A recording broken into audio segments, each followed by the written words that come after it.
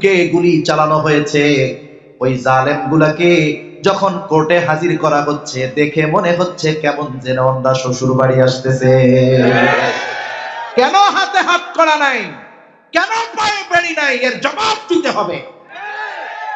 আর আমরা দেখেছি বিগত সময় ওলামায়ে কেরাম বছর পার হইছে, কেন আটকাইছে হুজুরেও জানে না, যারা আটকাইছে তারাও জানে না কোন অপরাধে আটকানো হয়েছে। এই সমস্ত মানুষগুলাকে, সম্মানিত মানুষগুলাকে যখন কোর্টে আনা হয়েছে, মাথায় বেড়ি, পায়ে বেড়ি, হাতে হ্যান্ডকাফ, মাথায় হেলমেট, বুলেট প্রুফ জ্যাকেট পরিয়ে আনা হয়েছে, ঠিক কিনা বলেন? আমার তো মন চাই আমি যদি পাওয়ার পাইতাম ওদেরকে নাকে খত দিয়ে কোর্টে। এই দুইটা বিষয় আমি বলবো, এর বেশি না। সোনালী যুগের মানুষের মধ্যে ন্যায় বিচার কেমন ছিল, ইনসাফ কেমন ছিল। খলিফাতুল মুসলিমিন হযরত ওমর রাদিয়াল্লাহু তাআলা আনহু। কষ্ট হচ্ছে নাকি আপনাদের?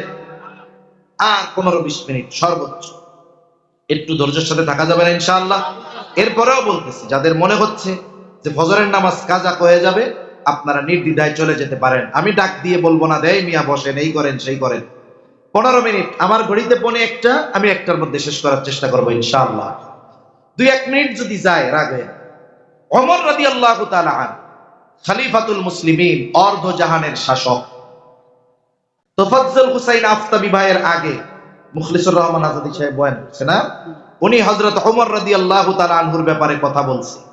আপনারা শুনছেন হয়তো সবাই, যে ফুরাতের তীরে একটা প্রাণীও যদি সে তৃষ্ণায় বা ক্ষুধার্থে মারা যায়, আল্লাহ তাআলার কাছে এই ব্যাপারে আমাকে জবাব দিয়ে তার কাঠগড়ায় দাঁড়াতে হবে। সুবহানাল্লাহ! কেমন মন মানসিকতা, কেমন চিন্তা! ওমর রাদিয়াল্লাহু তাআলা অর্ধজাহানের শাসক, গেছেন বাজারে। আরে আমাদের তো ওয়ার্ডের যদি পাতি নেতা হয়, নেতা হওয়ার পরে ও বাজারে বাজার করতে গেলে প্রেস্টিজ থাকবে ওর। ও চিন্তা করে আমি বাজারের ব্যাগ নিয়ে হাঁটবো, ইজ্জত থাকবো, এত বড় নেতা আমি, ওয়ার্ডের সভাপতি, আমার ইজ্জত সম্মান থাকবো না। অথচ খলিফাতুল মুসলিমিন কোথায় গেছে? বাজারে। কি কিনতে গেছে? একটা বাহন, ঘোড়া কিনবে। ঘোড়ার বিক্রেতাকে একজন ইহুদি, ওখান থেকে সুন্দর মতো ঘোড়া দেখা শুইনা কিনা বাজারের বাইরে চলে আসছে। টাকা পরিশোধ করছে, ঘোড়া নিয়ে বাজারের বাইরে আসছে। ঘোড়ায় উঠতে গেছে, এইবার উইঠাই দেখে যে ঘোড়ার তো পায়ে ডিফেক্ট, এটা আমার নিয়ে চলতে পারতেছে না। বাংলাদেশে যখন প্রথম প্রথম মোবাইল আসে, অনেক মানুষ ক্যামেরা ফোন কম দামে কেনার জন্য টানা মোবাইল, চোরা মোবাইল কিনবে, ঠিক না?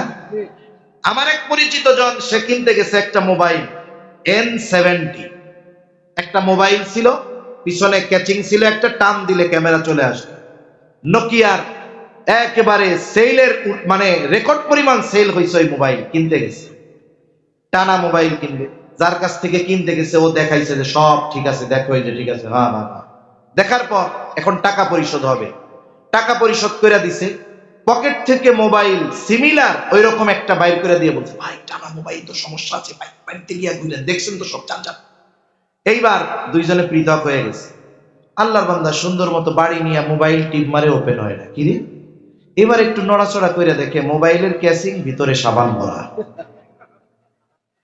ভেতরে কি 120 গ্রামের লাখ সাবান বইরা চালায় দিছে।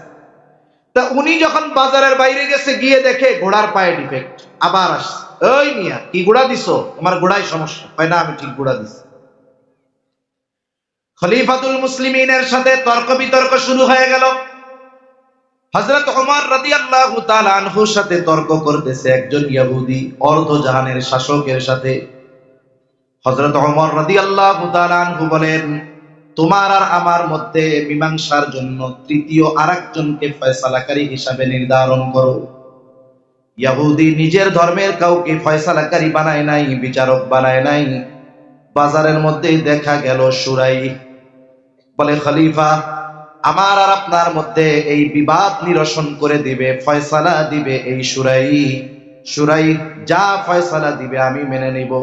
খলিফাতুল মুসলিমিন বলে, হ্যাঁ আমিও মাইনা নিব। এইবার সুরাই বাদী বিবাদী উভয়ের কাছ থেকে কথা শুনতেছে। রাসূলুল্লাহ সাল্লাল্লাহু আলাইহি ওয়াসাল্লাম বিচারকদের যেই দিক নির্দেশনা দিয়েছেন, এর মধ্যে অন্যতম হলো যিনি বিচারক হবেন সম গুরুত্ব সহকারে বাদী বিবাদী উভয়ের কথা তিনি শ্রবণ করবে। বাদী যদি পাওয়ারফুল হয়, বিবাদীর কথা বিচারক শুনে না। বিবাদী যদি পাওয়ারফুল হয়, বাদীর কথা শোনে না, পারলে ওরে উল্টার ঘাট ধরে জেলে পুরে দেয়। ঠিক কিনা বলেন? কিন্তু উভয়ের কথা সমগুরুত্ব সহকারে শুনতে হবে। বাদী যদি রাষ্ট্রের প্রধান হয়, বিবাদী যদি রাষ্ট্রের ফকির হয়, বিচারক উভয়ের কথা সমগুরুত্ব সহকারে শুনতে বাধ্য। এবং যিনি বিচারক হবেন, দ্বৈত নীতি গ্রহণ করতে পারবেন না, ডাবল স্ট্যান্ডবাজি করতে পারবেন না। উনি এটা পারবেন না যে ওই ব্যক্তির সাথে শত্রুতা আছে, এই সুযোগে কামড়া বাগায় দেয়। বরং আল্লাহ তাআলা বলেছেন, বিচার প্রার্থী যদি তোমার দুশমন হয়, তার ব্যাপারেও ন্যায় বিচার করবা। আদেশ কার? আদেশ আল্লাহ। এটা আমরা পাই নাই, আমাদের দুর্ভাগ্য। আল্লাহ তাআলা বলেন, ওয়ালা ইয়াজরিমান্নাকুম শানাআনু কওমিন আলা আল্লা তা'দিলু ই'দিলু হুয়া আকরাবু লিত্তাকওয়া। আল্লাহ রাব্বুল আলামিন বলেন, কোন সম্প্রদায়ের উপরে বিদ্বেষ বশত তোমরা তাদের উপরে অবিচার করবে না। কারো উপরে তোমার বিদ্বেষ আছে, এই কারণে যেন অবিচারের ব্যাপারে তোমার প্রতি কোনো, তোমার মধ্যে যেন ওটা জাগ্রত না হয়, প্ররোচিত তোমাকে যেন না করে, তুমি ওটার দ্বারা প্রভাবান্বিত হবা না। বরং শত্রুও যদি তোমার কাছে বিচার চাইতে আসে, তুমি ন্যায় বিচার করবা। সূরা দুইজনের কথা শুনে খলিফাতুল মুসলিমিনকে বলে, আপনি কি চান? খলিফাতুল মুসলিমিন বলে, আমি চাই সে এই ঘোড়াটা ফেরত নিবে, ফেরত দিতে চাই। বলে খলিফাতুল মুসলিমিন, সে ঘোড়া ফেরত নিতে বাধ্য, তবে আপনি যখন তার কাছ থেকে ঘোড়াটা কিনেছেন কেমন নিছেন? কই সব ভালো দেখা টেকা নিছি। এরপরে বাজার থেকে যখন বাহির হয়েছি তখন দেখি ঘোড়ার মধ্যে সমস্যা। তার মানে কেনা বেচার মজলিসের মধ্যে সমস্যা ধরা পড়ে নাই। মনে করেন এক মজলিসের মধ্যে আমরা আছি, এনার কাছ থেকে আমি একটা জিনিস কিনলাম, টাকাও পরিশোধ হয়েছে, মালটাও বুঝে নিয়েছি, কিন্তু এখনো দুইজন আলাদা হই নাই। হঠাৎ দেখতে পাইলাম একটা ডিফেক্ট, যদিও টাকা পকেটে চলে গেছে, মাল আমার কাছে। আমি যখন বলবো যে আপনার মালে সমস্যা, ওনার বলার অধিকার নাই যে মাল ফেরত নিব না, বরং ওই মজলিসের মধ্যে হওয়ার কারণে উনি মাল ফেরত নিয়ে আমার টাকা ফেরত দিতে বাধ্য। কিন্তু খলিফাতুল মুসলিমিন তো কেনা বেচার মজলিস ছাইড়া চলে গেছে বাজারের বাইরে। যখন বলতেছে ওর কাছ থেকে তো কেনার সময় ভালোই দেখা কিনছি, এইবার শুরাই বলে, খলিফাতুল মুসলিমিন, আপনি তাকে ফেরত দিতে পারবেন, তবে আপনি তো ভালোটাই কিনছেন। এখন যদি ফেরত দিতে হয়, ওর কাছ থেকে যেমনটা বুঝে নিয়েছেন তেমনটাই ফেরত দিতে হবে। বলেন রায় কার পক্ষে গেছে? খলিফার পক্ষে না বিপক্ষে? কোন বাপের বেটাই বাংলাদেশে ছিল বিচারক, রায় দিবে আর প্রধানমন্ত্রীর বিপক্ষে যাবে? ও তো কোর্ট থেকে বাড়ি আসতে পারবে না, বাড়ি এসে বহুদূর, এজলাস থেকে নাইমা ওর চেম্বারেই যেতে পারবে। খলিফাতুল মুসলিমিন চুপ হয়ে গেছে। একটু পরে বলতেছে, হ্যাঁ শুনাই, এটাই ন্যায় বিচার, এটাই ন্যায় বিচার। ন্যায় বিচারের পুরস্কার কি? এমনটা বলে নাই যে কত বড় সাহস আমার বিরুদ্ধে রায় দিলা, এমনটা বলে নাই, বলে ন্যায় বিচার। এইবার বলতেছে শুরাই, আমি তোমাকে নিয়োগ দিয়ে দিলাম, যাও, কুফার প্রধান বিচারকের আসন খালি, আমি তোমাকে নিয়োগ দিয়ে দিলাম, আজকে থেকে তুমি প্রধান বিচারক কুফা। ন্যায় বিচার করেছে, রায় খলিফার বিপক্ষে গিয়েছে, পুরস্কার কি? বলে কুফার প্রধান বিচারক। ওমর রাদিয়াল্লাহু তাআলা আনহুর সময়, উসমান রাদিয়াল্লাহু তাআলা আনহুর সময়, আলী রাদিয়াল্লাহু তাআলা আনহুর সময়, মুআবিয়া রাদিয়াল্লাহু তাআলা আনহুর সময়কাল পর্যন্ত শুরাই কুফার প্রধান বিচারকের দায়িত্ব পালন করেছে। অনেক ঐতিহাসিক রায় ওনার থেকে আসছে। ওনার কথা বলতে গেলে আর অন্য দিক চলে যাবে। সর্বশেষ একটা হাদিস বলে আলোচনা শেষ করব। তিনটা কইতে চাইছিলাম, টাইম নাই। রাসূল আকরাম সাল্লাল্লাহু আলাইহি ওয়াসাল্লাম এই পৃথিবীতে ন্যায় বিচারের সবচাইতে উত্তম দৃষ্টান্ত রেখে গিয়েছেন। বিচারের ক্ষেত্রে বংশপ্রীতি, স্বজন প্রীতি, গোত্রপ্রীতি, পরিবার, আত্মীয় স্বজনের প্রীতি, এগুলোকে নবীজি স্থান দেন নাই, বরং নবীজি সব কিছুর ঊর্ধ্বে আল্লাহ প্রদত্ত আইনের মাধ্যমে ন্যায় বিচার প্রতিষ্ঠিত করেছেন। নবীজির কাছে আসছে চুরির অপরাধ নিয়ে, হাত কাটা হবে একজন মহিলা, মহিলা কুরাইশ বংশের। কুরাইশ বংশের সবচেয়ে সম্মানিত শাখা ছিল তিনটা। কয়টা? জোরে কন, জোরে বলেন কয়টা? এগুলো মনে রাখতে হবে। কিছু কিছু কথা মনে রাখতে হয়, এগুলো দরকার আমাদের জানা থাকে না। কুরাইশ বংশের হাশেমি গোত্র, উমাইয়া গোত্র আর মাখজুম গোত্র।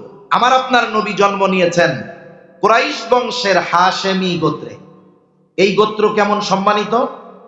জিবরাইল আলাইহিস সালাম বলেন, আমি পূর্ব থেকে পশ্চিম, উত্তর থেকে দক্ষিণ সমগ্র পৃথিবী ভ্রমণ করেছি, কোথাও কুরাইশ বংশের হাশেমি গোত্রের মতো সম্মানজনক গোত্র আমি কোথাও পাই নাই। সুবহানাল্লাহ।